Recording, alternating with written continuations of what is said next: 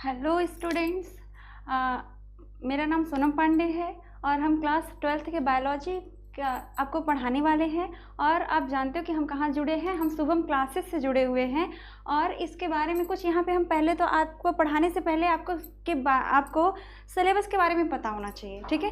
तो इस चैप्टर के सिलेबस क्या है, ये आपको इस बार क्या कितने पढ़ने हैं, और आप जानते होंगे कुछ पॉइंट्स यहाँ से हटे हैं और कुछ पॉइंट्स आपको पढ़ने हैं, ठीक है। तो उसमें से आपको पता होगा कि 75% आपके जो सिलेबस है वही पढ़ना है, 30% यहाँ से हटा दिए गए हैं। तो उसमें पहले हम आपको सिलेबस का डिस्कशन करेंगे। फर्स्टली आपको ये बताया जाएगा कि कौन से पॉइंट्स यहाँ से हटाए गए हैं और कौन से पॉइंट्स आपको पढ़ने हैं, ठीक है। तो कुछ इसमें आपके देखो, आपके जितने चैप्टर है उसमें से 4-5 चैप्टर आपके हटा दिए गए हैं, तो चैप्टर वाइज हटाए गए हैं। और कुछ ऐसे इसमें से 1-2 पॉइंट्स भी हटाए गए हैं। तो स्टार्ट करते हैं आपका। और ये सिर्फ आपके कब के लिए हटाए गए हैं, जो आपका नेक्स्ट यूपी बोर्ड का फाइनल एग्ज़ाम, बोर्ड एग्ज़ाम होता है ना, यानी 22 में आपका एग्ज़ाम जो होने वाला है उसके लिए ये है, वो सिलेबस है, ठीक है। क्योंकि आपका शॉर्ट टाइम बचा है, बहुत ज़्यादा टाइम है नहीं, तो इतना सिलेबस कवर करना, आपका सिलेबस जो है वो काफ़ी ब्रॉड है, कवर करना नामुमकिन है। तो इसकी वजह से ये सब बनाया गया है और ये बोर्ड ने डिसाइड कर दिया है कि इतने ही आपको पढ़ने हैं और इतने में से ही आपके क्वेश्चन बनेंगे। अदर आपके जो 30% हटाए जाएंगे उसमें से बिल्कुल कोई भी क्वेश्चन नहीं आने वाला है, ठीक है। तो बात स्टार्ट करते हैं यहाँ से, है ना। तो आपके क्वेश्चन ये यहाँ पे आपके थोड़ा सा यहाँ पे एक्सप्लेन किया है कि आपके ये जो सिलेबस है वो इतने हैं, 30% हटा दिया गया, पहले 75% आपको पढ़ने हैं। तो स्टार्ट करते हैं। देखो कौन कौन से पॉइंट हटाए गए हैं, फर्स्टली हम ये बता लेते हैं, उसके बाद जो आपको पढ़ने उसके बारे में बताएंगे, ओके। तो आपका यूनिट फर्स्ट है, यूनिट फर्स्ट में आपका जनन चैप्टर है, ठीक है। यूनिट फर्स्ट का ही जनन है, जनन का मतलब होता है रिप्रोडक्शन, आप जानते भी होंगे, ठीक है। तो उसमें से आपका क्या है, चैप्टर जो फर्स्ट वाला चैप्टर है, जो आपका यूनिट फर्स्ट का फर्स्ट चैप्टर है, वो पूरा का पूरा चैप्टर हटा दिया गया है। उसको बिल्कुल नहीं टच करना है, उसको नहीं पढ़ना है, ठीक है। ये चैप्टर ही पूरा का पूरा हटा दिया गया है ना। उसके बाद जब आपके यूनिट फर्स्ट में जब आप जाओगे तो आपको वहाँ पर 4 चैप्टर मिलने वाले हैं, जिसमें से फर्स्ट हटा दिया गया। तो सेकंड, थर्ड, फोर्थ आपको ये पढ़ने होंगे, पूरा पढ़ना है, फर्स्ट पूरी तरह से हटा दिया गया है, ओके। अब यूनिट हम सेकंड की बात करते हैं। यूनिट सेकंड में जब देखते हैं तो आनुवंशिकी और विकास, ये हमारे यूनिट का नेम है, ठीक है। इस यूनिट में आप देखोगे तो जो विकास वाला पोर्शन है, ठीक है, ये हटाया गया है। आनुवंशिकी तो आपको पूरा पढ़ना पड़ेगा, लेकिन जहाँ से विकास का चैप्टर स्टार्ट होता है, जब जहाँ से पॉइंट वो उसके स्टार्ट होने शुरू हो जाते, वो पूरा का पूरा आपका यहाँ से हटाया गया है, वो आपको नहीं पढ़ने हैं। मीन्स यूनिट आपके सेकंड से आनुवंशिकी पढ़ना है, लेकिन आपको विकास के बारे में नहीं पढ़ना है, ठीक है। ये आपको समझ में आ गया होगा, ठीक है। अब धीरे आप इस पर स्क्रीनशॉट इसका लेना चाहो तो ले सकते हो, ओके। अब बात करते हैं यूनिट थर्ड। यूनिट थर्ड में जब हम इंटर करते हैं तो यहाँ देखते हैं तो इसका जो फर्स्ट चैप्टर है वो पढ़ना होगा, जो आपका सेकंड चैप्टर होगा ये हटा दिया गया। यूनिट थर्ड आपका क्या है, जीव विज्ञान और मानव कल्याण, मतलब बायोलॉजी हमारे मानव में के कल्याण में कहाँ कहाँ यूजफुल होती है उसके बारे में यहाँ पर पढ़ना था। तो इसका जो चैप्टर नंबर 2 है ये पूरी तरह से हटा दिया गया है, इसको नहीं पढ़ना है, ओके। अब देख सकते हो, यहाँ से स्क्रीनशॉट लेना चाहो तो ले भी सकते हो, ओके। बात करेंगे अब किसकी बात करनी है, यूनिट 5th में आ जाते हैं। थर्ड के बाद फोर्थ पूरा पढ़ना होगा, फोर्थ पूरा पढ़ना है, 5th की बात करेंगे। अब चैप्टर आपका यूनिट जब हम 5th में एंट्री करते हैं तो अब देखते हैं आपका यूनिट का नेम क्या है, परिस्थितिकी एवं पर्यावरण, ये आपके यूनिट का नेम है। इसमें आपका चैप्टर नंबर 2 जो है वो आपका परितंत्र, वो हटाया गया है, पूरी तरह से हटाया गया है, कोई टॉपिक इसमें टच नहीं करनी है। नेक्स्ट आपका उसी यूनिट का 4th नंबर का जो आएगा आपका चैप्टर है पर्यावरण के मुद्दे, ये जो है आपके है इन्वायरमेंटल इशूज जिसको कहते हैं, ये भी पूरी तरह से हटा दिया गया है, ठीक है। तो आपने देखा, अभी फिर से एक बार दिखा देते हैं आपको, है ना। चैप्टर नंबर 1 फर्स्ट यूनिट का चैप्टर नंबर 1 हटा दिया गया है, नहीं पढ़ना है, क्लियर एकदम नॉलेज है, ओके। आपका सेकंड यूनिट में चलते हैं तो आनुवंशिकी पोर्शन पढ़ना है और विकास को नहीं पढ़ना है, ये भी क्लियर कर लीजिए एकदम, ओके। उसके बाद बात करते हैं आपका यूनिट 3 का, तो वहाँ पर आपका चैप्टर नंबर 2 हटाया गया है, बाकी चैप्टर आपको पढ़ने हैं। ये भी क्लियर हो गया। और वहीं पे चैप्टर नंबर यूनिट आपका 5th पढ़ना है, उसमें देखते हैं तो आपका चैप्टर नंबर 2 और चैप्टर नंबर 4 ये दोनों यहाँ से हटाए गए हैं। ठीक है, तो यहाँ पर आपको ये अभी तक बताया गया कि कौन से चैप्टर हटा दिए गए हैं और नहीं पढ़ने हैं। ठीक है, ये क्लियर हो गया, ये आपके हटाए गए थे। ठीक, अब यहाँ से अब उसके बाद ये आपके कुछ प्रैक्टिकल हैं वो भी आपके हटाए गए हैं, क्या हैं होंगी। ठीक है, वहाँ पे आप देख सकते हो आपका प्रयोगों की सूची है कौन कौन से हटाए गए हैं। जैसे आपका है 2 व्यापक रूप से भिन्न स्थलों की वायु में निलंबित कणिक पदार्थों की उपस्थिति का अध्ययन करना, मतलब 2 अलग अलग जगह के एयर को लेकर उनके एयर में जो उसमें पदार्थ प्रेजेंट है उसमें क्या कौन कौन सी गैस प्रेजेंट है ये चेक किया जाता था, तो ये आपको नहीं करने हैं प्रैक्टिकल। सेकंड प्रैक्टिकल है आपका क्वाड्रेट विधि के द्वारा पादप समष्टि घनत्व का। क्वाड्रेट विधि का मतलब होता है कि किसी प्लांट को हम इस विधि से सर्च करते हैं कि किस एरिया में ज़्यादा डेंसिटी है किसी प्लांट की, किस एरिया में कम है, तो ये वाला प्रैक्टिकल भी नहीं करने हैं। क्वाड्रेट विधि द्वारा पादप समष्टि का फ्रीक्वेंसी का अध्ययन भी नहीं करना है। और उसके बाद आपके ख में क का सूची था, फिर ख में क्या नहीं करना है आप देख लो। एक अस्थायी स्लाइड की सहायता से वर्तिकाग्र पर पराग अंकुरण का अध्ययन करना। ठीक है ना, एक अस्थायी परमानेंट स्लाइड। ठीक है, अस्थाई स्लाइड होता है, एक अस्थाई स्लाइड होता है। तो आपके थोड़ी सी यहाँ पे बस आपको नॉलेज देना चाहेंगे हम। अस्थाई स्लाइड का मतलब ये होता है कि आप जो आपके स्कूल में बनाया रखा गया रहता है उस पर नेमिंग की लिस्ट चिपका के रखी जाती है, वो आपकी अस्थाई स्लाइड होती है। लेकिन जब आप अपने से स्लाइड बना, जैसा आप सभी को पता है कि पेंडेमिक के टाइम में आपके स्कूल रीओपन हो रहे हैं और आप सभी को पता है कि कई बच्चे स्कूल जा रहे होंगे, कई बच्चे नहीं जा रहे होंगे और इस समय पढ़ाई का माहौल उतना अच्छा नहीं बन पा रहा होगा और आपके डाउट भी नहीं सॉल्व हो पा रहे होंगे। तो जितने भी स्टूडेंट को ये समस्या है कि उनके मन में जो डाउट है वो क्लियर नहीं हो पा रहे हैं, तो उनके लिए अब अनअकैडमी बहुत ही स्पेशल फीचर लेकर आए हैं, आस्क अ डाउट फीचर। अब आपके जो भी सब्जेक्ट में प्रॉब्लम आ रहा है अब आपको कहीं भटकने की जरूरत नहीं है, क्योंकि अनअकैडमी 24/7 आप बिल्कुल फ्री में अपने डाउट पूछ सकते हैं। जितने भी स्टूडेंट देख रहे हैं मैं आपको बता दूं, आपके जिस भी सब्जेक्ट में प्रॉब्लम आ रहा है सबसे पहले उस क्वेश्चन का आप फोटो खींचो और क्वेश्चन को अच्छे से क्रॉप कर लो। क्वेश्चन को क्रॉप करने के बाद आपका जो सब्जेक्ट है, मैथ का क्वेश्चन है, साइंस का क्वेश्चन है, उसको सेलेक्ट करने के बाद थोड़ा सा वेट करोगे और फिर जो भी आपका डाउट रहेगा उसका वीडियो सोल्यूशन आपको बिल्कुल फ्री में मिल जाएगा। मैं आपको बता दूं, आप दिन में पढ़ रहे हो, रात में पढ़ो, जब भी आप पढ़ो, जब भी आपको डाउट आ रहे हैं तो आप 24/7 कहीं भी कभी भी बिल्कुल फ्री में पूछ सकते हो। डिस्क्रिप्शन में मैंने लिंक प्रोवाइड किया है, अगर वहां पर आपसे इनवाइट कोड मांगता है तो आप शुभम UP10 ये कोड यूज करोगे तो आप बिल्कुल फ्री में इस फीचर का आप लाभ उठा सकते हो और अपने डाउट को क्लियर कर सकते हो बिल्कुल फ्री में। बनाते हो कुछ टाइम के लिए, फिर आप उससे स्टडी करते हो, फिर उसको आप साफ करके फिर से रख देते हो, तो वो आपके अस्थायी स्लाइड होते हैं। ठीक है, जो स्कूल से माइक्रोस्कोप में सेट करके पूरी तरह से दे दिया जाए कि आप इसको बस देख लो, आपको बनाना नहीं है, वो अस्थायी स्लाइड होते हैं। दैट मीन्स वो परमानेंट स्लाइड होते हैं, और जो आप बनाते हो वो आपके अस्थायी स्लाइड होते हैं। तो यही आपका बताया है कि परमानेंट स्लाइड आपको देख कर उस पर पराग कैसे ग्रोथ करते हैं ये आपको स्टडी नहीं करनी है। फिर आपका है किसी पौधे के विभिन्न रंग एवं आकार के बीजों की सहायता से मेंडलीय वंशागति का अध्ययन करना। आप ये सीधे सीधे बोल रहा है कि मेंडल का जो द्विसंकरण क्रॉस जो था, ठीक है ना, उसके बारे में ये बताने के लिए, क्योंकि आपने उसमें देखा होगा क्लास 10th में अगर मैं पढ़े होंगे तो आप जानते भी होंगे कि झुर्रीदार मटर का पौधा था, मटर के दाने, झुर्रीदार मटर के दाने, गोल मटर के दाने, पीले रंग के मटर के दाने और आपके हरे रंग के मटर के दाने, ये वाला जो प्रैक्टिकल था ना वही करने को यहाँ पर बोल रहा है। ठीक है, तो ये भी आपको नहीं करने हैं। फिर नियंत्रित परागत बंधीकरण, टैगिंग एवं बैगिंग का अभ्यास भी नहीं करना है। ये जो आपके नियंत्रित परागत बंधीकरण, टैगिंग और बैगिंग का अभ्यास, ये जो पॉइंट्स आए हैं ये आपको चैप्टर नंबर 2 में आपको मिलेंगे थोड़ा। ठीक है, वहाँ से हम इसको बताएंगे कि ये चीज़ें होती क्या हैं। ठीक है, जब आप यूनिट 1 का चैप्टर नंबर 2 जब आप पढ़ोगे पौधों में जनन, तो वहाँ पर ये सारी चीज़ें आपको मिलने वाली, फिर वहाँ हम बताने वाले हैं।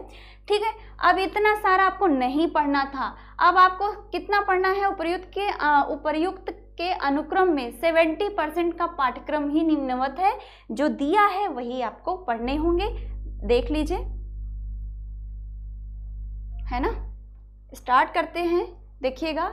अब यहाँ पर थोड़ा सा ये बताएगा कि कौन से चैप्टर से, कौन से आपके यूनिट से कितने नंबर के क्वेश्चन बनने वाले हैं, ये चीज़ें बताई हैं यहाँ पर। देखिए दिया है 100 अंकों का आपका मतलब 100 अंकों का एक क्वेश्चन पेपर होता है, जिसमें 70 नंबर आपके लिखित यानी रिटन एग्जाम जो आप बोर्ड में बैठ के लिखते हो वही वाला है, और 30 नंबर के आपके प्रैक्टिकल हैं, ये भी हैं। ठीक है, तो टोटल मिला के आपके कितने हो गए, 100 मार्क्स के हो गए। क्वेश्चन आपका कितने नंबर का हो गया आपका 70 नंबर का, प्रैक्टिकल आपका 30। क्लियर होगा एकदम। उसके बाद देखते हैं कि आपका टाइम कितना देता है, आपका 3 आवर यानी कि 3 घंटे का टाइम होता है ना।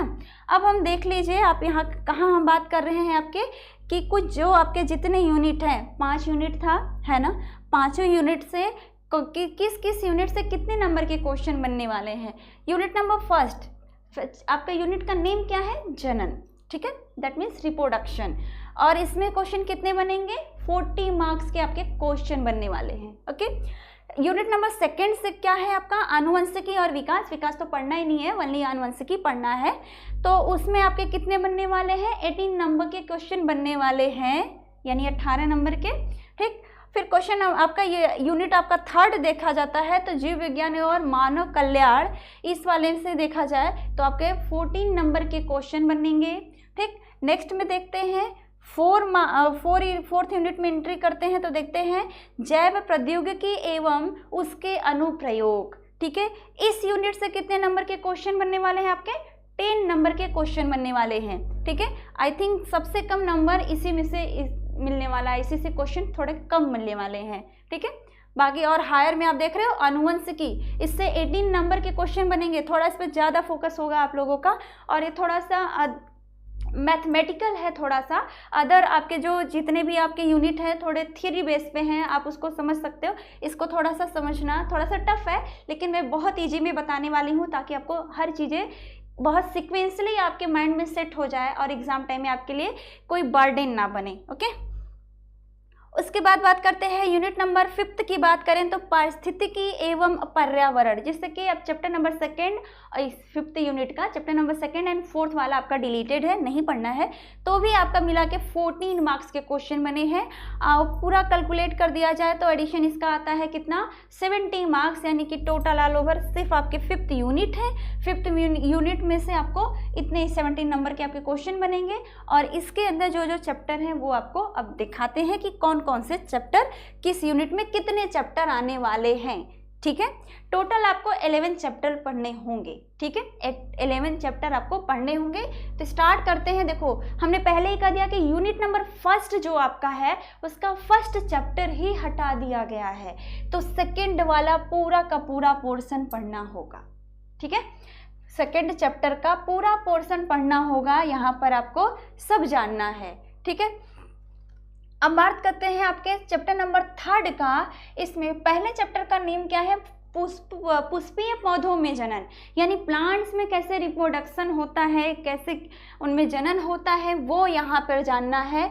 और जब 3rd चैप्टर में जाते हैं तो ह्यूमन में, मानव में जनन कैसे होता है वो पूरा उसके बारे में जानना है। और इनके बहुत सारे और भी पॉइंट्स इसमें आएंगे, जैसे एक पॉइंट इधर आया है संगर्भता, इसको बोलते हैं, अंग भूल गया है। प्लेसेंटा निर्माण कैसे होता है, दुग्ध का निर्माण कैसे होता है, ये सारी चीज़ें। और जो उसके बाद 4th चैप्टर भी आया है ना, वो 3rd वाले चैप्टर के बाद वाला जो 4th वाला आया है, ये 4th चैप्टर जो है ये इसमें भी मानव को लेकर ही बताया गया है। जनन स्वास्थ्य जो बताया गया है ये पूरी तरह से मानव के जनन स्वास्थ्य को लेकर बताया गया है। ठीक है, तो देख लीजिए इसमें क्या क्या है। ये थोड़ा सबसे हट के टॉपिक है, इसको थोड़ा सा अच्छे से जानना होगा, क्योंकि इसमें देखो आपके 2-3 पॉइंट्स तो एकदम क्लियर ही होंगे। जनन स्वास्थ्य की आवश्यकता क्या है, यौन संचारित रोग के रोकथाम के लिए क्या कर सकते हैं, परिवार नियोजन क्या होता है, आवश्यकता क्या है, विधियाँ क्या है, गर्भ निरोध एवं चिकित्सीय संगर्भता समापन ये क्या होता है। ठीक है, लेकिन यहाँ पर आप देख रहे होगे ये दिया है अमीनोसेंटेसिस। ठीक है, ये अलग पॉइंट आया है। उसके बाद बंध्यता में आप जानते भी होंगे, और कुछ लोग ऐसे होंगे नहीं जानते हैं, टॉपिक आएगा तो बताएंगे। बंध्यता मतलब होता है वही कि इनफर्टिलिटी, मतलब कि जो अपने जैसे ये अपने जनरेशन को ना बढ़ा पाए, संतान उत्पन्न करने की क्षमता ना हो, वही बंध्यता होता है, ठीक है। और सहायक जनन प्रौद्योगिकियाँ, ठीक है, ये इसका मतलब ये देखो अलग से पॉइंट आया, इसमें बताया भी क्या क्या है आपका आईवीएफ का अक्सर नाम सुना होगा, कहीं आप किसी मल्टीनिटी हॉस्पिटल में अगर में आप जाते हो तो वहाँ पे ये आईवीएफ की सुविधा है। हमारे यहाँ ये इस तरह के बैनर पोस्टर बहुत सारे लगे होते। तो ये क्या होता है, ZIFT क्या होता है, GIFT क्या होता है, ठीक है।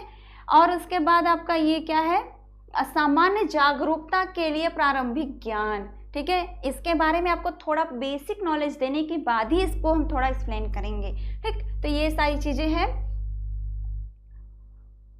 इसका मतलब होता है इन विट्रो फर्टिलाइजेशन, ठीक।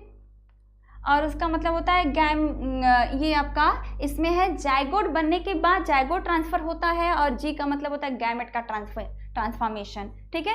तो वो एक तरह की टेक्निक है, जिन लोगों को बेबी नहीं हो पाता है उनके लिए प्रॉब्लम हो जाती है कि वो कैसे करें। फिर बहुत सारी, आप जानते हो कि हमारा जो सोसाइटी है वो बहुत सारा ब्लेम डायरेक्ट लेडीज़ पे डालते हैं, ठीक है। तो उनको बेबी हो जाए, इस तरह के बहुत सारे जो ब्लेम है या फिर बहुत ज़्यादा जो उनको प्रॉब्लम फेस करना पड़ रहा है, उससे बचने के लिए बहुत सारी टेक्निक बनाई गई। तो ये सारे उसके ही टेक्निक हैं, जिसकी वजह से कि जो इनफर्टाइल कपल है वो भी फर्टाइल हो सके, ठीक है। आगे बात करते हैं आपका यूनिट नंबर 2 की बात जब करते हैं तो देख लो आप, सीधे दिया है कि आनुवंशिकी, मीन्स आपको विकास यहाँ नहीं पढ़ना है, हटा दिया गया है, ठीक है। और आनुवंशिकी में देखते हैं तो ये क्या पढ़ना होगा, वंशागति और विविधता क्या है। ये थोड़ा जो आप पॉइंट देख रहे हो ना, इसमें जो आपके डिजीज आएंगे, जो डिसऑर्डर होंगे क्रोमोजोम यानी गुणसूत्र की वजह से जो बीमारियां होंगी, यही थोड़ा सा बस एक्स्ट्रा होगा। नहीं तो आपके स्टार्टिंग के जो पॉइंट्स आपको मिलने वाले हैं, ये किसके मिलने वाले हैं पॉइंट्स आप जानते हो, या क्लास 10th में जो मेंडल के बारे में आपने पढ़ा होगा वहीं से थोड़े टॉपिक आपको मिल जाने वाले हैं। जैसे वंशागति और विविधता क्या है, ठीक है, मेंडलीय वंशागति क्या है, मेंडलीय अनुपात से विचलन क्या है, ये थोड़ा आपका अलग होगा। कि विचलन का मतलब होता है कि अलग अलग होना, ठीक है। अब मेंडलीय अनुपात से अलग होना मतलब मेंडल ने जो बताया था उससे भी कुछ हट के जब कुछ नज़र आने लगे, कुछ ऐसा दिखाई देने लगे, कुछ बहुत सारे अपवाद निकल कर आ जाए, तो उसके बारे में यहाँ पे देखना है कि मेंडल के रूल कहाँ कहाँ फॉलो नहीं होते हैं, तो वो उसके एग्जाम्पल देखने हैं, ठीक है। अब बात करते हैं, यहाँ देखो अपूर्ण प्रभाविता, इसी के अंदर यही विचलन बताता है। अपूर्ण प्रभाविता क्या है, सह प्रभाविता क्या है, गुणात्मक विकल्पीय एवं रुधिर वर्गों की वंशागति क्या है, प्लियोट्रॉफी क्या है, बहुजीनी वंशागति का प्रारंभिक ज्ञान क्या है, वंशागति का क्रोमोसोम सिद्धांत, क्रोमोसोम और जीन के, और उसके बाद दिया है लिंग निर्धारण। लिंग निर्धारण बहुत इजी वाला टॉपिक है, बहुत ज़्यादा टफ नहीं है, इसके बारे में बहुत ज़्यादा नहीं सोचना है। हमने पहले ही कहा था कि आनुवंशिकी जो है ना एकदम मैथमेटिकल पोर्शन की तरह है, ठीक है। आप जैसे मैथ में एकदम फार्मूला के बेस पे एकदम इक्वेट लगाते चले जाते हो तो आपके आंसर बहुत सही आते हैं, वैसे इसमें भी आपके वही चार्ट पेपर की तरह एक फ्लो डायग्राम बनाना होगा, जिसमें कि आप बॉक्स वाला, ठीक है, उसके बाद आप क्रॉस एकदम एक्यूरेट करवा रहे हो, सब कुछ आप सही कर रहे हो तो आपका आंसर एकदम करेक्ट आएगा, ठीक है। तो बस माइंड सेटिंग होनी चाहिए कि हमको कैसे जानना है, इसको बहुत ईजी पढ़ाएंगे, बहुत ज़्यादा ये टफ है ही नहीं, ठीक है। तो ध्यान दीजिएगा। बात करते हैं मनुष्य और लिंग निर्धारण में, मनुष्य के लिंग निर्धारण कैसे होते हैं, यानी कि कौन करता है मनुष्य में लिंग निर्धारण, मादा करती है या फिर नर करते हैं। तो ये सबको पता होगा कि नर की वजह से होता है, क्योंकि उनका ही 23वां गुणसूत्र होता है, वो बिल्कुल अलग हो जाता है, और मादा के सारे गुणसूत्र एक जैसे ही होते हैं, ठीक है। तो देखिए, और पक्षी में कैसा होता है लिंग निर्धारण, मधुमक्खी में कैसा होता है, और आपका सहलग्नता क्या है, और जीन विनिमय क्या है, लिंग सहलग्न वंशागति क्या है। लिंग सहलग्न वंशागति का मतलब होता है कि गुणसूत्र के साथ ही जुड़कर कोई बीमारी एक पीढ़ी से दूसरी पीढ़ी, दूसरी पीढ़ी से तीसरी पीढ़ी, तीसरी पीढ़ी से नेक्स्ट वाली पीढ़ी में वो पहुंचती रहे, तो ये लिंग सहलग्नता का मतलब बताया जाता है, ठीक है ना। लिंग सहलग्नता का मतलब, लिंग मतलब कि जो लिंग गुणसूत्र है, लिंग गुणसूत्र वही होता है ना कि जो लास्ट के गुणसूत्र हो, जो कि डिसाइड करें कि लड़का होगा या फिर लड़की होगी, ठीक है, वो गुणसूत्र डिसाइड करते हैं, उन गुणसूत्र को लिंग गुणसूत्र कहते हैं। और जो बीमारियां एक पीढ़ी से दूसरे पीढ़ी जाती हैं, उसी गुणसूत्र पर वो बीमारी के एलियल्स, उसी बीमारी के जीन बैठते हैं और वही ट्रांसफ़र करते हैं अगले जनरेशन में। समझे, ये चीज़ें हो गई। और उसमें कौन कौन सी बीमारी जाननी है, देखो आपको यहाँ पर एकदम बता भी दिया है कि आपको इतने ही टॉपिक पढ़ने हैं, जितना बता रहा है उतने ही पढ़ने हैं, उससे अलग आपको नहीं भागना है, ठीक है। तो देख लीजिएगा आपका क्या दिया है, आप ये कौन कौन सी बीमारी, हीमोफीलिया, वर्णांधता, हीमोफीलिया जानते होंगे कि किसी ऐसे जो पेशेंट, ऐसे कुछ पेशेंट होते हैं जिसमें प्लेटलेट्स बनता ही नहीं है, उनके जब ब्लड में कहीं उनको चोट लग जाती है, उनकी बॉडी वो इंजर्ड हो जाती है, तो उस केस में क्या होता है, उनकी बॉडी से ब्लड बहुत एक्सेस निकलने लगता है और वो बंद भी नहीं होता है, तो उसे हीमोफीलिया कहते हैं। और ऐसे पेशेंट को तुरंत अगर में ट्रीटमेंट नहीं प्रोवाइड किया गया तो उनकी डेथ भी हो सकती है, क्योंकि आप जानते हो कि 2 से 3 मिनट, मैक्सिमम आपके 5 मिनट, थोड़े थोड़े बहुत एक मिनिमम अमाउंट में ब्लड निकलते हैं। 5 मिनट तो बहुत हो गया, 2 से 3 मिनट तक ही ब्लड बॉडी से निकलते हैं, उसके बाद वहाँ पे एक लेयर बन जाती है और आपके ब्लड निकलना बंद हो जाता है, ठीक है। नॉर्मली ऐसे ही होता है, लेकिन कुछ लोगों में ऐसा होता है कि ब्लड अगर में थोड़ी भी चोट लगी तो ब्लड उनका बस निकलता रहेगा और एक टाइम आएगा कि उस पर्सन की अगर में ऑन द टाइम कोई भी ट्रीटमेंट प्रोवाइड नहीं किया गया तो उसकी डेथ भी हो सकती है, ठीक है। तो अब देखिए, हीमोफीलिया ये हो गया आपका। वर्णांधता का मतलब होता है कलर ब्लाइंडनेस, जो कि हरे और लाल रंग में डिफरेंट नहीं कर पाते हैं कि कौन सा कलर कौन है, ठीक है। उसके बाद मनुष्य में मेंडेलिय विकार, मेंडेलिय विकार का मतलब होता है कि जो जीन की वजह से हो रहा है, जैसे थैलेसीमिया है मनुष्य में, गुणसूत्रीय विकार, इसमें बस मेंडेलिय विकार में आपका यही पढ़ना है, थैलेसीमिया जीन की वजह से होता है, जो उसको हम मेंडेलिय विकार कहते हैं। जो गुणसूत्र की वजह से होगा वो आपका, यानी जहाँ पे गुणसूत्र ही, नंबर ऑफ गुणसूत्र ही चेंज हो गए, ठीक है, चाहे वो नंबर गुणसूत्र के नंबर बढ़ गया या घट गया, तो दोनों केस में तो दो ही आपको 3 यहाँ पे बीमारी पढ़नी है। डाउन सिंड्रोम पढ़ना है। डाउन बस इसका नाम है, डाउन आप सोचोगे कि नंबर ऑफ गुणसूत्र घट जाएंगे, नंबर ऑफ क्रोमोसोम घट जाएंगे, लेकिन डाउन इसका बस नाम है। यहाँ पर इसका क्या हो जाता है कि जो इसके गुणसूत्र होते हैं वो बढ़ जाते हैं, यानी कि मनुष्य में गुणसूत्र कितने होते हैं, 46 होते हैं, यानी कि 46 होते हैं, और अब यहाँ पर क्या हो जाता है, 47 गुणसूत्र हो जाते हैं। टर्नर सिंड्रोम हो गया, और इसको क्लीनफेल्टर बोला है, इंग्लिश में पढ़ोगे तो क्लाइनफेल्टर सिंड्रोम या डिजीज कहा जाता है, ठीक है।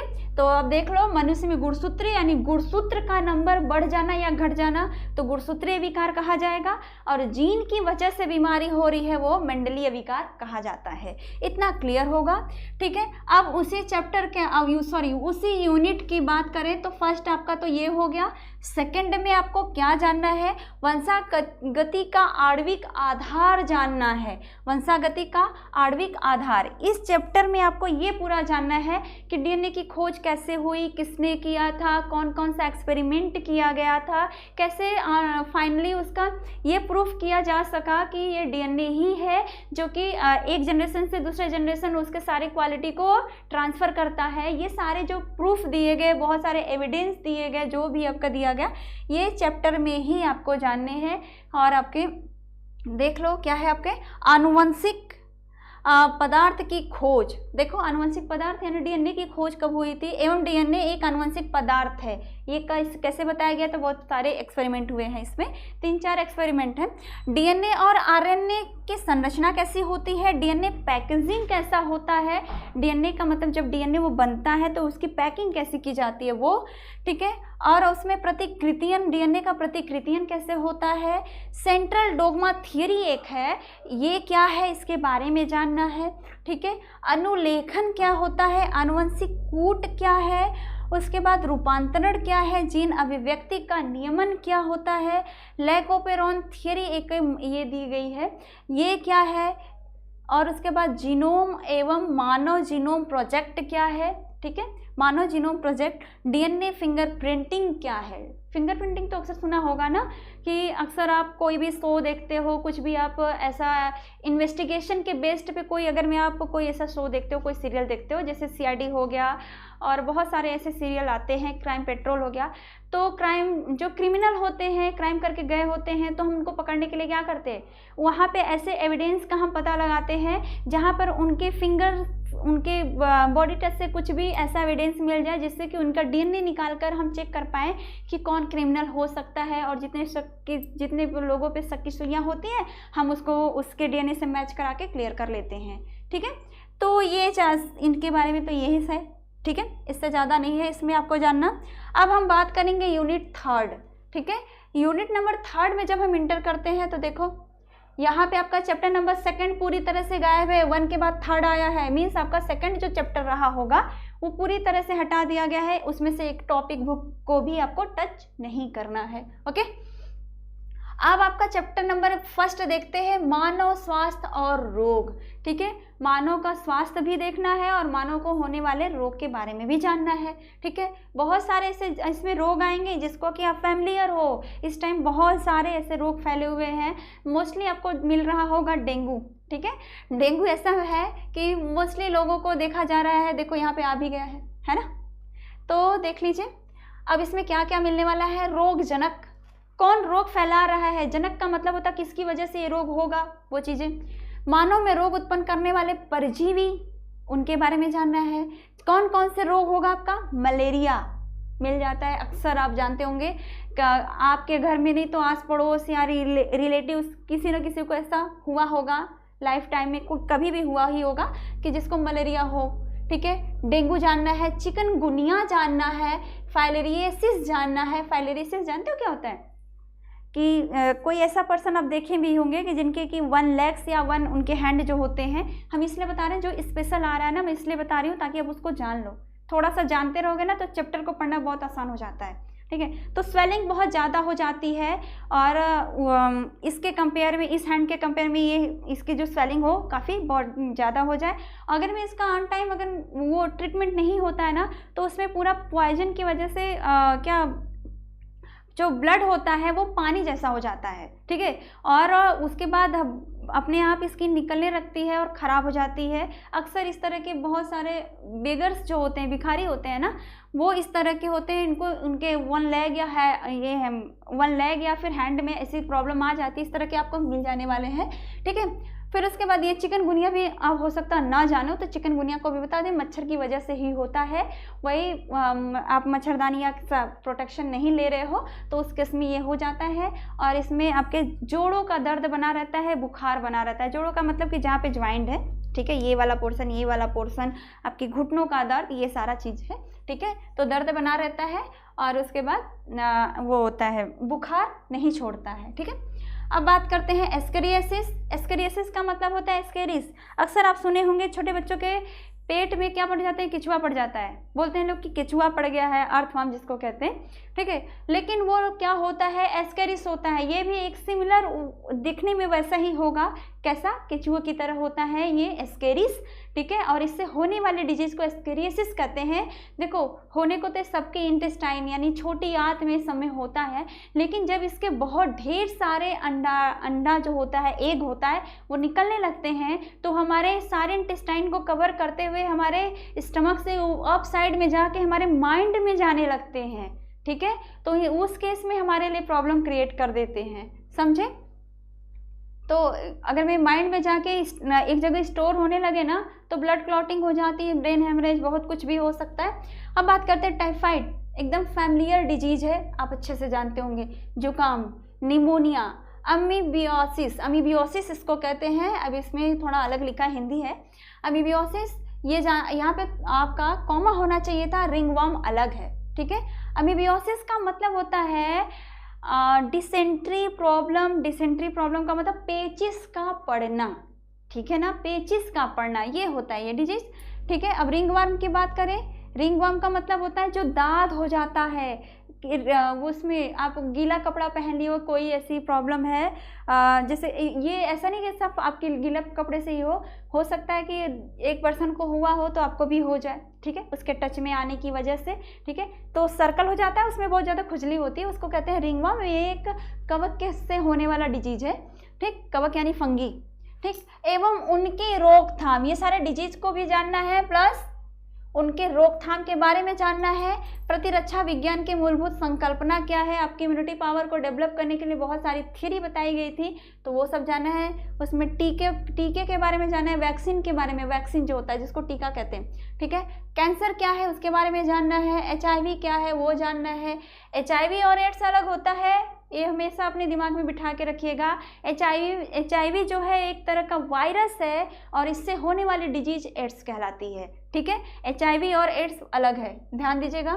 फिर यौनावस्था में कौन कौन सी प्रॉब्लम आती है, जैसे किशोरावस्था की बात किया है यहाँ पे, जो आपके बच्चे जो होते हैं वो 12 से लेके 11 ईयर से, अब तो 11 ही हो गया है, बहुत भी बिलो जा रहा है, वहाँ से लेके बिलो जा रहे का मतलब ये है कि जो कम उम्र से ही गलत संगत में पड़ जा रहे हैं बच्चे, ठीक है ना, तो वही वहाँ से 11 ईयर ही मान के चलते, वहाँ से लेके जो आपके 18 के पहले वाली जो बीच की एज होती है वो उसको बोलते हैं किशोरावस्था, ठीक है।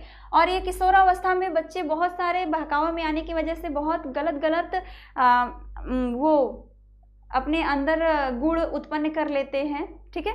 तो वो कौन कौन से आपके नशीले पदार्थ, ड्रग्स का लेना, अल्कोहल का लेना, ठीक है, अल्कोहल का कुप्रयोग बताया है, ठीक है।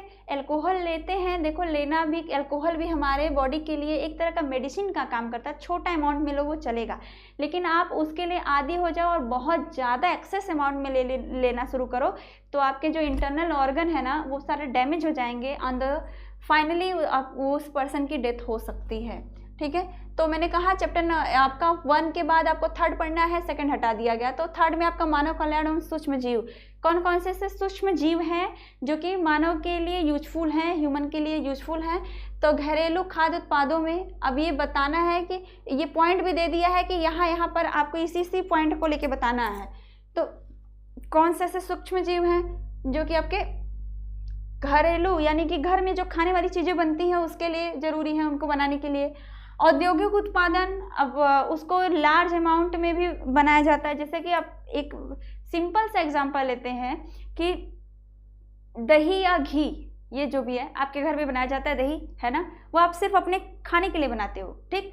लेकिन ऐसा है कि उसी दही को आप मार्केट से परचेज करते हो ना, खरीदते हो ना, तो उस केस में क्या है कि वो जहाँ बनता होगा, जहाँ उसकी मैन्युफैक्चरिंग होती होगी वो तो लार्ज अमाउंट में की जाती होगी ना, तो वो कैसे बनाया जाता है। पनीर आप घर में भी बना सकते हो, मार्केट में भी आता है, पैकिंग का भी आता है, और जहाँ बनता होगा वो बहुत ज़्यादा अमाउंट में बनता होगा, ठीक है, इंडस्ट्रियल लेवल पर, ठीक। तो वो कैसे बनेगा।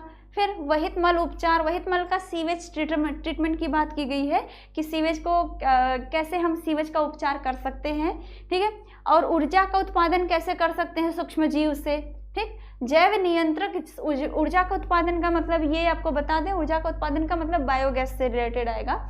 और जैव नियंत्रक कारक के रूप में एवं जैव उर्वरक, ठीक है। और यही सूक्ष्म जीव हमको कौन कौन से ऐसे सूक्ष्म जीव हैं जो कि जैव नियंत्रक कारक के रूप में भी काम करते हैं, ठीक है, और जैव उर्वरक के रूप में भी काम करते हैं। चैप्टर जब एक्सप्लेन किया जाएगा तो फिर आपको बताया जाएगा। यूनिट नंबर 4th में जब हम इंटर करते हैं, यूनिट नंबर 4th में देखिएगा जैव प्रौद्योगिकी और उसके अनुप्रयोग, ठीक है, या ये आपके यूनिट का नेम है। उस यूनिट में आपका चैप्टर नंबर 1 और चैप्टर नंबर 2 देखना है।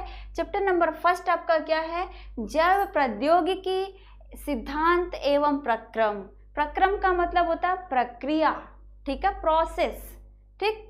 उसमें आपको क्या जानने हैं, बस आनुवंशिक इंजीनियरिंग जानने हैं, और उसमें भी आपके पुनर्योगक DNA तकनीक जानना है, ठीक है ना। इसका मतलब पुनर्योगक का मतलब होता है, इस वाले में थोड़ा सा बस यहाँ पे बता देंगे, इसका मतलब होता है रिकम्बिनेंट, ठीक है, किसी सूक्ष्म जीव के DNA को निकाल कर किसी अदर वाले किसी और सूक्ष्म जीव के DNA को में ऐड कर किया जाएगा उसके गुणसूत्र में, यानी कि एक डीएनए को दूसरे डीएनए से दूसरे अलग अलग दोनों होंगे, ठीक है, उसको जोड़कर और एक तरह का वैक्सीन जो बनाना है वो बना सकते हैं, इम्यूनिटी पावर डेवलप करवाना वो कर सकते हैं, ठीक है। जैसे टिटनेस का टीका भी इसी तरह बनता है, पोलियो का ड्रॉप भी इसी तरह बनता है, कोरोना का जो बना है इस टाइम आप जानते ही होंगे वो भी इसी तरह से बना है। तो ये उसमें यही चीज़ें बताई जाएंगी, ठीक है। अब बात करेंगे आपके चैप्टर नंबर 2, यूनिट आपके कौन सा है 4th, और चैप्टर नंबर 2 की बात करेंगे तो जैव प्रौद्योगिकी एवं उसके उपयोग। अभी जब इसमें ये काम हो गया है तब उसका हम उपयोग कहाँ कहाँ करेंगे, वो चीज़ें हैं जैव प्रौद्योगिकी का स्वास्थ्य एवं कृषि में उपयोग, ठीक है। इसका हम स्वास्थ्य पर, ठीक है, यानी बहुत सारी बीमारियों से लड़ने के लिए हमारे बॉडी में बहुत सारी इम्यूनिटी पावर को डेवलप करना है तो हम कैसे, जैसे टिटनेस से लड़ने के लिए टिटनेस का वैक्सीन लगाया जाता है, पोलियो से लड़ने के लिए, पोलियो वाले वायरस से लड़ने के लिए पोलियो का हम ड्रॉप लेते हैं, है ना। तो ये सारी चीज़ें यहाँ पे जानना है। कृषि में कहाँ उपयोग किया जा सकता है वो जानना है। और इसी जैव प्रौद्योगिकी का मानव इंसुलिन, इंसुलिन का मतलब होता है जो सुनते होंगे कि डायबिटीज हो गया है, शुगर अक्सर सुना होगा, शुगर लेवल का बढ़ जाना डायबिटीज का एक केस होता है। और इसमें क्या है कि हमारी बॉडी में जो शुगर लेवल को कंट्रोल करने वाला हार्मोन्स है ना, उसका नाम होता है इंसुलिन। यही इंसुलिन या तो न बने या तो बहुत कम अमाउंट में बने तो वो हो जाता है आपका कौन सी डिजीज हो जाएगा, मधुमेह भी बोलते हैं, इंग्लिश में डायबिटीज भी बोलते हैं, ठीक है। तो उससे लड़ने के लिए भी बहुत सारे आप जानते हो कि इंसुलिन का इंजेक्शन आता है, बहुत जिसको ये प्रॉब्लम होती है वो इंसुलिन का डेली इंजेक्शन लेता है बॉडी में अपने, ठीक है। तो वो हो गया, इसके बारे में जानना है। और वैक्सीन उत्पादन कैसे होता है वो जानना है। जीन चिकित्सा क्या है, ठीक है। जीन चिकित्सा का मतलब होता है जिस जीन की वजह से बीमारी हो रही है उस जीन को या तो वहाँ पर कैसा कर दिया जाए कि काम ही ना करे, इनएक्टिव कर दिया जाए, ठीक है। या फिर कोई ऐसा जीन है जो कि उस बीमारी को कंट्रोल कर सकता है तो उस जीन को लाके उस गुणसूत्र में ऐड करवा दिया जाए, तो ये होती है जीन चिकित्सा, समझे। जीनों का रूपांतरण किया जाता है इसमें। आनुवंशिकी रूपांतरित जीव कैसे होते हैं, अब जो ऐसे जीव ऐसे एक्सपेरिमेंट किया गया होगा तभी तो बहुत सारे तो देखे गए हैं। तो ऐसे आनुवंशिक रूपांतरित जीव कैसे होते हैं, यानी कि उनका हम जीन चेंज कर दे रहे हैं तो वो कैसे होते हैं, उनका बिहेव कैसा होता है, वो उनका रिप्रोडक्शन कैसा होता है, वो हार्मफुल होते हैं, यूजफुल होते हैं, कहाँ यूज कर सकते हैं, ये सारी चीज़ें होंगी। बीटी फसल, इसी के अंदर आते हैं बीटी फसलें, बहुत इंपॉर्टेंट है। बीटी फसलें इसका मतलब होता है बैसिलस थोरेंजिएसिस, इसका फुल फॉर्म है BT, B for Bacillus, T for thuringiensis, ये इसका फुल फॉर्म है। और एक तरह की ये बैक्टीरिया होती है, इस बैक्टीरिया की इम्यूनिटी पावर काफ़ी अच्छी होती है और ये इसमें जो होता है कि ये टॉलरेंट टाइप की होती है, हर एक क्लाइमेट के कंडीशन में ढल सकती है। तो ये इस तरह के बैक्टीरिया के जीन को हम क्या करते हैं कि फसलों में इंटर करवा दें और ऐसे फसल जब ग्रोथ करेंगे तो उनमें क्या हो जाएगा कि वो बहुत ज़्यादा ओला पड़े तो भी वो अपने आप को कैपेबल रख पाएंगे, वो एबल होंगे उसको सहने के लिए। बहुत ज़्यादा आंधी तूफान आए, बहुत बारिश हो या फिर कैसे भी बाढ़ आ जाए, ऐसे के बहुत सारे केस हो। और उसके बाद एक और है जिसमें अगर मैं उनमें कोई माइक्रो ऑर्गेनिज्म अटैक भी कर देता है, उसकी डेथ हो जाए, प्लांट पे कोई इफेक्ट ना पड़े, तो इस तरह के यानी कि आप इनके जीन को ही चेंज कर दिए हैं, तो ये होती हैं बीटी फसलें। बहुत सारे इसमें आते हैं। फर्स्ट ऐसा प्लांट था जिसको बनाया गया था बीटी फसलें, जिनको मॉडिफाइड किया गया था, वो था आपका टोबैको, तंबाकू, ठीक है। उसके बाद करते हैं ट्रांसजेनिक जीव, ठीक है। कौन से ऐसे जीव हैं जिनका कि हम जीन को ट्रांसलेट कर दिए हैं, उनका जीन हटा दिए हैं वहाँ से, ठीक है, चेंज करके दूसरा बना दिए हैं, वहाँ पे दूसरे जीन को हमने ऐड करवा दिया है। फिर बात करते हैं जैव सुरक्षा और उसकी समस्याएं जो आएंगी उसके बारे में। फिर बायोपायरेसी, ये आज पॉइंट आपका थोड़ा सा अलग आया होगा, ठीक है, बायोपायरेसी और पेटेंट, ठीक है। इस पॉइंट को बस थोड़ा सा बताएंगे यहाँ पर, ये इसका मतलब क्या होता है। ये पॉइंट जो है इसका मतलब ये होता है चोरी करना, ठीक है, विदाउट परमिशन चोरी कर लेना, है ना। इसका मतलब ये है कि कोई कंट्री ऐसी है, जैसे फॉर एग्जांपल अमेरिका ने कोई ऐसा टेक्निक अपना लॉन्च किया डेवलप किया, ठीक है। और हम इंडियन ने क्या किया, उससे परमिशन नहीं ले, बस कहे कि बस हम घूमने जा रहे हैं आपके यहाँ, देखेंगे क्या कैसे होता है। उसके बाद वो आके अपने कंट्री में उसी तरह का डेवलप कर दिया, तो उसने परमिशन नहीं लिया था। फर्स्टली जो डेवलपर होगा वो कौन होगा, आपका अमेरिकन होंगे, ठीक है, हमारे इंडिया वाले नहीं होंगे। और हमने वहाँ की टेक्निक को चोरी करके अपने कंट्री में डेवलप कर दिया। तो ये होती है बाय पायरेसी, ओके, पेटेंट। अब बात करते हैं आपका यूनिट नंबर 5 बात करेंगे। यूनिट नंबर 5 में हम देखते हैं तो आपका क्या है, पारिस्थितिकी एवं पर्यावरण है ना। जब ये टॉपिक की बात करेंगे तो इसमें आपका चैप्टर नंबर, हमने कहा था इसमें भी आपका 2nd और 4th 2 आपके चैप्टर यहाँ से हटाए गए हैं। 1st और आपको 3rd 2 ही चैप्टर यहाँ से पढ़ने हैं, ठीक है। आप देखो यहाँ पे जीव और पर्यावरण है इसका नेम। यहाँ पे जीव और पर्यावरण है क्या, ठीक है, वास स्थान एवं कर्मता, और उसके बाद समष्टि, समष्टि का मतलब पॉपुलेशन होता है, एवं पारिस्थितिकीय अनुकूलन क्या है, और उसके बाद है आपका समष्टि पारस्परिक क्रियाएं क्या है, सहोपकारिता क्या होती है, स्पर्धा क्या है, परभक्षण क्या है। इसके अंदर आएंगे आपके पारस्परिक क्रियाएं, जो समष्टि पारस्परिक क्रियाएं जो है ना, समष्टि का मतलब इस पॉपुलेशन में बहुत सारी ऐसे एक दूसरे पर डिपेंड होने वाली बहुत सारी क्रियाएं होती हैं, जिसके अंदर आपका सहोपकारिता, स्पर्धा, परभक्षण, परजीविता और ये समाते हैं। इसके बाद समष्टि के गुण क्या होने चाहिए, उसमें वृद्धि कैसे होती है, उसमें जन्म एवं मृत्यु दर कैसा होता है, आयु का वितरण क्या होता है, यानी उसमें रहने वाले जीवों का जो पॉपुलेशन का मतलब होता है वन टाइप के जो लिविंग ऑर्गेनिज्म है उनका घनत्व बहुत ज़्यादा होना, ठीक है। ह्यूमन की बात करेंगे तो सिर्फ ह्यूमन की बात करेंगे, उनके घर में पल रहे कुत्ते बिल्ली की बात यहाँ पर नहीं होगी, समझे। तो ये चीज़ें होगी उनके बारे में जानना। फिर उसके बाद चैप्टर नंबर आपका 3rd जब देखा जाएगा तो जैव विविधता एवं संरक्षण की बात की जाएगी।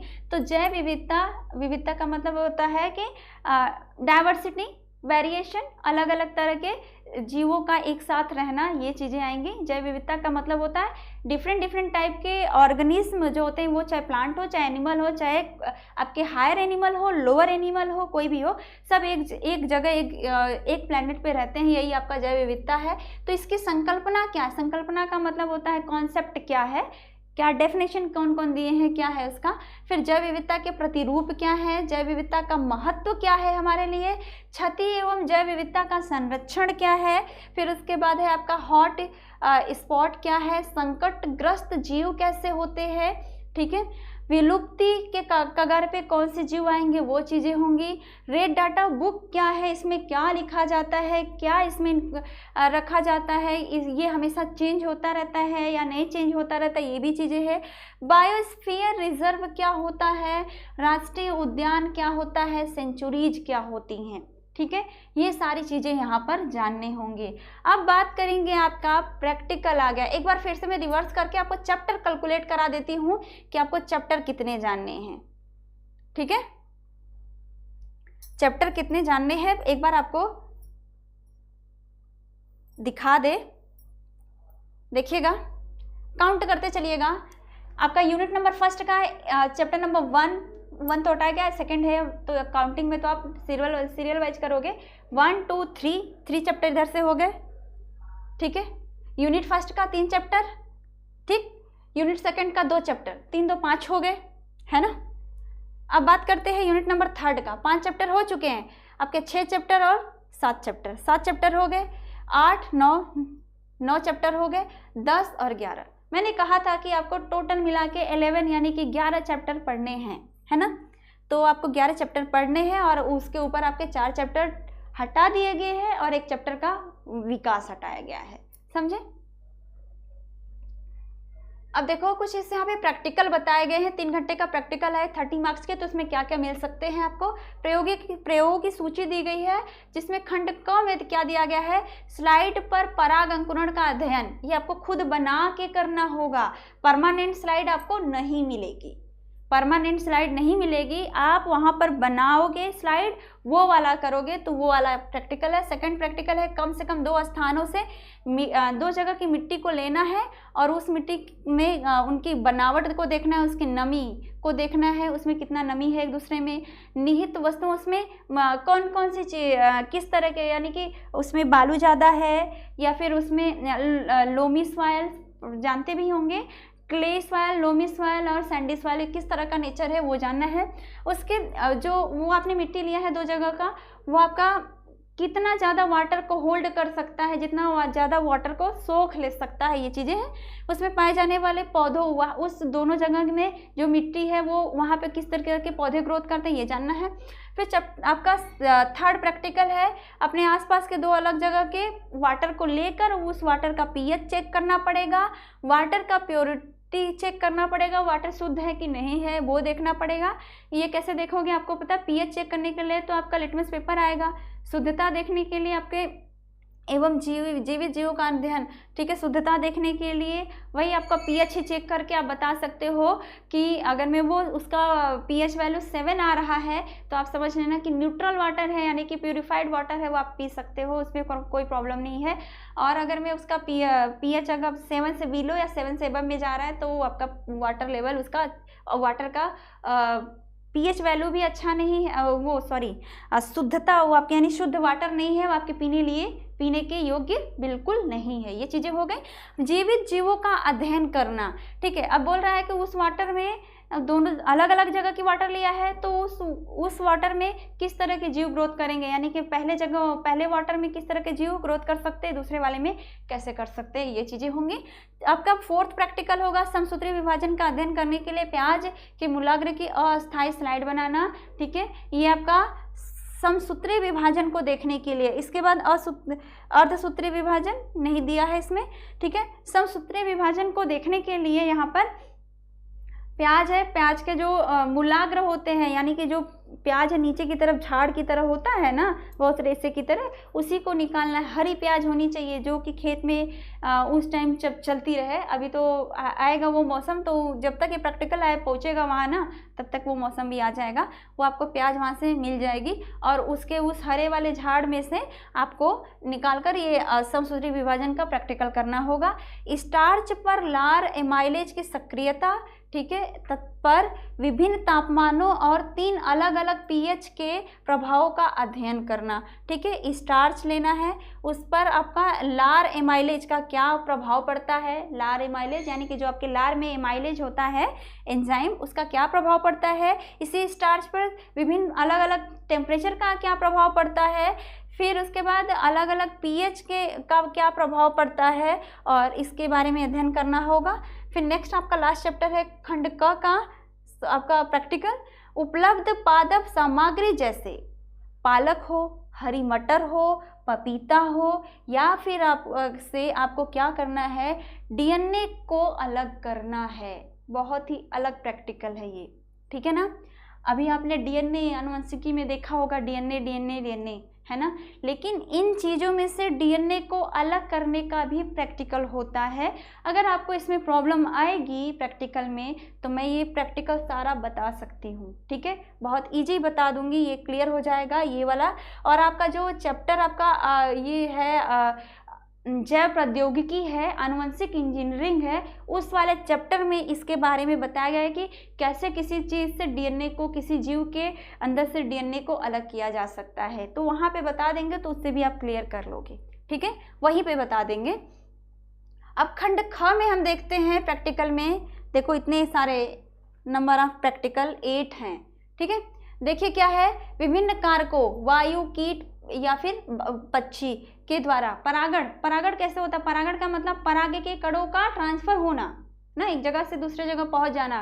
कहाँ जगह से जाएगा कि आपके जो मादा नर जननांग है, कौन सा, एंथर जिसको बोलते हैं, वहाँ से वो कहाँ पर जाएगा, मादा जननांग यानी कि वर्तिकाग्र पर पहुँचेगा, ठीक है। वर्तिकाग्र पर पहुंचना ही आपका परागण होता है। तो वो वायु के द्वारा हो रहा है, कीट के द्वारा, वो पक्षी के द्वारा हो रहा है, तो पुष्पों में किस तरह से होता है इसके बारे में अध्ययन करना है। फिर दिया है आपका अस्थायी स्लाइडों की सहायता से, परमानेंट स्लाइड जो आपके स्कूल में पहले से प्रेजेंट होगी, आपको बनाना नहीं पड़ेगा, ठीक है। उससे वृषण एवं अंडाशय के अनुप्रस्थ काट के बारे में आपको अध्ययन करना पड़ेगा, ठीक है। विभिन्न अवस्थाओं का अध्ययन इसमें करना होगा, वो भी किसी स्तनधारी का, यानी चूहे का भी हो सकता है वो, ठीक है, मनुष्य का नहीं होगा, चूहे का ही मिलेगा ज़्यादातर, ठीक है। उसके बाद अब यहाँ पर देखते हैं प्रैक्टिकल नंबर 3 है अस्थायी स्लाइड। यहाँ पे भी आपको स्लाइड पहले से बनी बनाई मिलेगी, ठीक है। उसमें आपको क्या देखना, और वो भी आपका प्याज का हो या फिर टिड्डे का पॉसिबल नहीं है, हो सकता है कि स्कूल में मिल जाए, लेकिन आपको प्याज वाला अक्सर मिल जाता है। उसमें अर्धसूत्री, एक आप प्याज का समसूत्री विभाजन आप खुद से देखोगे और ये आपका बना के देखोगे और ये आपका परमानेंट बना बनाए स्कूल में रहेगा, जिसके अर्धसूत्री विभाजन के बारे में अध्ययन किया जाएगा।